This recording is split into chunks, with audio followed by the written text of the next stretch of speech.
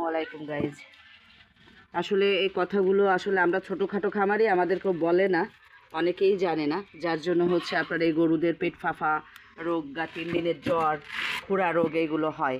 হ্যাঁ, তো আমি যতটুকু জানি যে হচ্ছে, বা আমি যতটুকু করছি বা করি, আমি নিজে যেটা করি সেটা হচ্ছে সকালবেলা যদি আমরা ঘাস দেই, সকালবেলা ঘাস দিলে সেই ঘাসগুলো, মাঠের ঘাসগুলো এনে ডাইরেক্ট না দিয়ে এই ঘাসগুলো হালকা 30 মিনিটের জন্য একটু রোদে রাখা উচিত।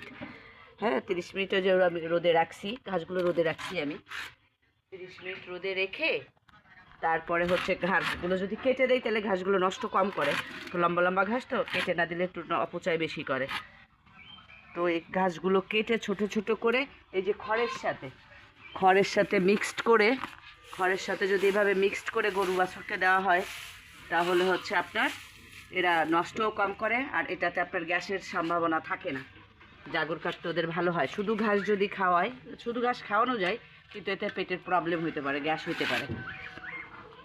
এই জন্য আমি এটা করে খাওয়াই। যদিও আমার ছোটো খামার 2-1টা, তারপরেও আমি এই সিস্টেমটা অবলম্বন করি। আশা করি আপনারা সবাই বুঝতে পারছেন, আর আপনারা সবাই এভাবেই খাওয়াবেন। আমি এভাবেই খাওয়াই।